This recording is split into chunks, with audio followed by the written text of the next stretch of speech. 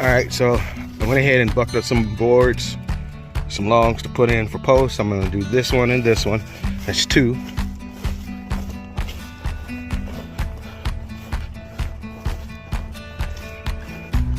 And then this one here, 3. And then this one here, 4. And then this one here, 5. And then this one here, 6. And then that one there, 7. And that will give me a good start on post and actually free up some more T-posts to put in some other places that I may need them. So that's gonna be my job for tomorrow. And then I have a log over here, but it's full of these big giant black bull type ants. So I don't think I'm gonna use that at all.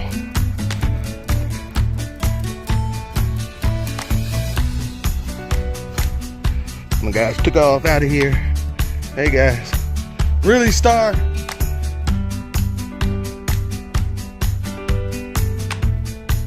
So I went ahead and cleaned this up, and this daggone horse, man, went ahead and pooped right back in there. And to get y'all some fly stuff.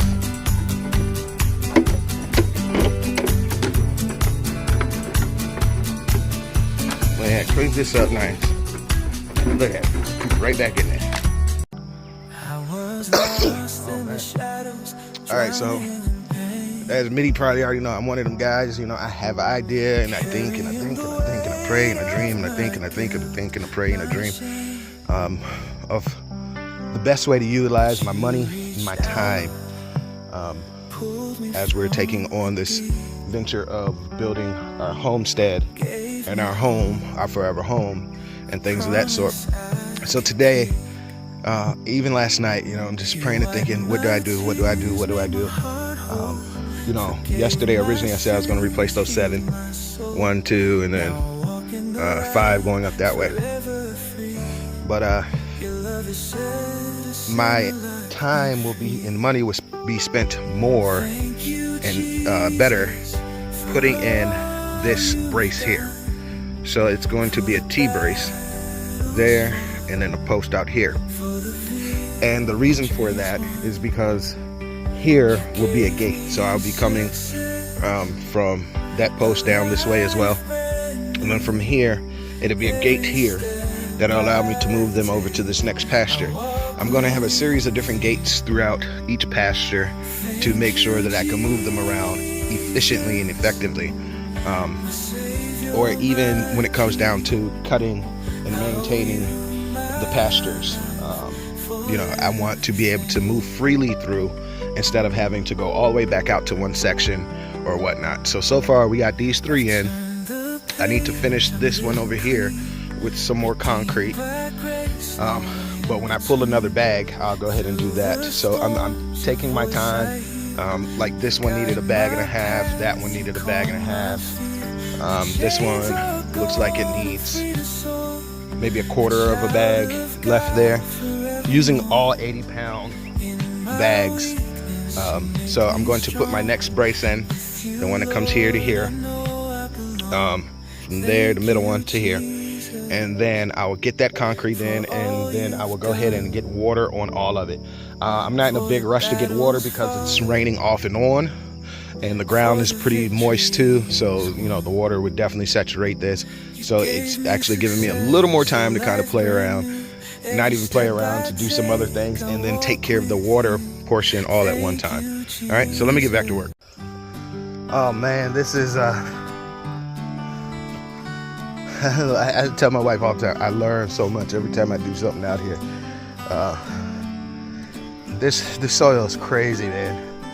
You know, right now I'm going through a layer of rock or hard clay. You know, and this stuff, I got really good model style clay that crumbles, and then you get into a layer of this hard red clay and stone, and then you get to another layer of this stuff that's kind of broken up, and then you get to another layer and it's more of this stuff just like this, and then you get to another layer, it can be rocky like this. I mean, this soil is so crazy. But from this hole to that hole to this hole, to that hole. I mean, you can see the difference in all of them. Look at the soil around on this one, and then look at the soil around on this one. This is more rocky than anything. And then this is some bigger stones, you know, but that's, and then this one is little stones and a lot of softness. I mean, it's crazy. It's crazy, it's crazy, it's crazy. But let me get back to it. All right, so I did get 7 posts in. I did get 7 posts in. 1, 2, 3, 4, 5, 6, and 7. I just did it in a different direction. I came in the direction of where the corner post for the other property is, but I like to document everything because I don't like to have to argue with anybody. I like to have proof, and it's simple enough to do videos like I do. So here is the marker for the property pole that's in the ground. The flag that's in the ground, the pole for the property corner for this property over here. Here's the corner, and it is 3 feet or 45 inches away. Let's say 44 or 45 inches away from the corner, the property corner. All right, so we're 43 inches, 40, what is that, 40, see if I can get that, 44 inches to the pipe that's inserted into the ground for the corner post. Yeah, boy, I like document everything. All right, so this is what I got done so far. I got 7 posts in, concreted in, nice and good. This dude's over here eating mounds of dirt. Must be some good minerals that came up in there. But I got the posts put in. Now I'm going to take and put in the H brackets or H post, or I don't know what it's called. But I'm going to take a post from here to there straight, there to there straight, and there and there straight, and get that in. All right, so today's goal was accomplished. 7 posts in, 1, 2, 3, 4, 5, 6, and 7, as well as the whatever you call this, the T, the corners, the T, the corners, whatever you call this. So this is in as well. You know, I drove, these are 12-inch screws. I drove those 12-inch timber screws. So I drove those in here. You know, I had to cut up, you know, a little bit to get it up in here. But this thing, this corner, this thing is solid. Oh my goodness, it's solid. Even this one, solid. Yeah. Yeah. So this is a combination of using black walnut that I had to cut down, as well as some cedars. So the black walnut and the cedars are some of my posts that I'm using so far. But remember, again, I am 44 inches away from the rod that's in the ground marking the property corner for this other property here. And then my property line goes from here straight across. As you can see, those posts. But I go straight across, so I'm going this way, and we're marking it off. This section here, this is going to be a gate, so I can get in and out from that pasture to this pasture without having to go over to the gates that'll be up there, or all the way out to a gateway over there. You know, I have a multiple series of gates. So the next thing that I'm going to do here is just continue on with some more posts, and then once I reach over there, I'll go ahead and open it up. But before then, most likely my goal is going to be to make my gate for here and take that wire straight up here and around to close this off and open it up, and that'll allow me to remove some T-posts to use them in other places. But yeah, I mean, this is the goal, is to use the timber that's on the property. To make my fence post. Many people say, you know, if you use this wood, it's only going to last 5 years. Free for the most part. when I start to use the pine and things of that sort, I will actually dip the pine to try to preserve the pine a little bit more than what I did here. Here I just removed all the bark off of it. I mean, this thing's been drying over a year, and now I'm using it, and then I concreted up above ground level and sloped it down so the water can run away from the post, and then even got real good concrete on each one of these. You know, everything slopes, see? Slopes, so the water runs away from the post and doesn't puddle around the post. Now this one, I mean, they're surrounded by stone already down in the ground, which is going to make it even stronger, even better. This one has a good amount of stone down. Also around it, natural stone, which is going to help it too. I mean, I've been here since about 9 o'clock this morning, and it's about 4 now, and it's taken me all of that time to get these dug, which I'm not going to complain. Glory be to God for giving me the strength to be able to do it. But I know that they're going to be solid, and I don't have to worry about them for a few years. 5, maybe 10, 15 years. If it's only 5 years, it's good enough for me. Everything's put in. Daggone sweat flat. Everything's put in 26 inches down. So the way I did it, I went 26 inches down. I got 6 inches of gravel on the bottom, and then 20 inches of the concrete. I even put a layer of the concrete right underneath the post to kind of encase it, and it's covered in, and there the space around them is way bigger than it needs to be. Each post took 2 80-pound bags of concrete, so that's 160 pounds.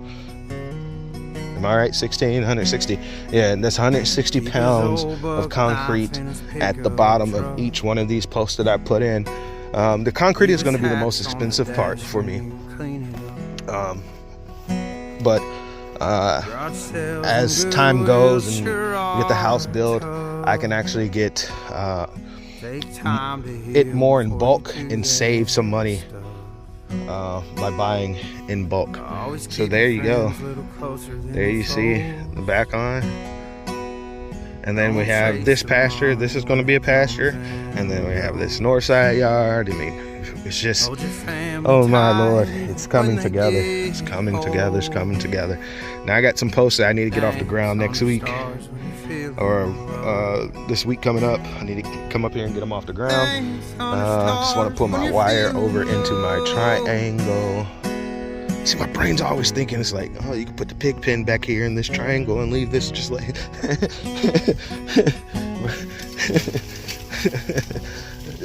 but I don't want my coonies back here at all. This is too far away from the house. I have a more central location that I want for the coonies.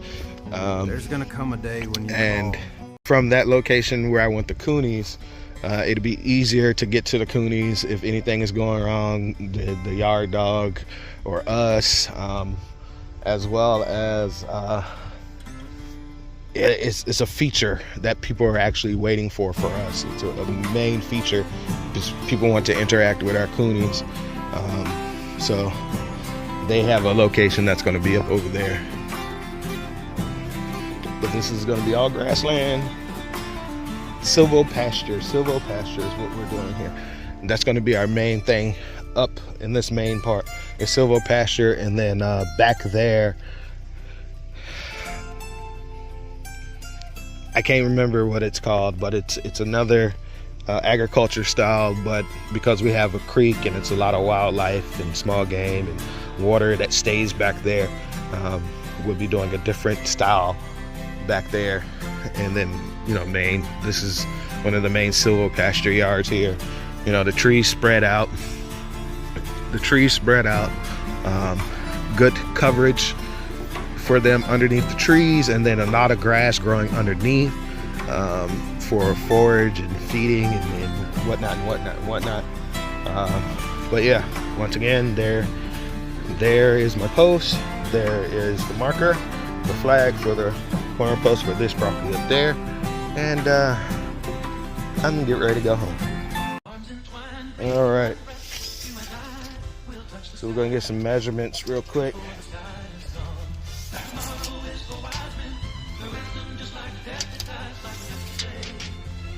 Down at ground level, 135 inches.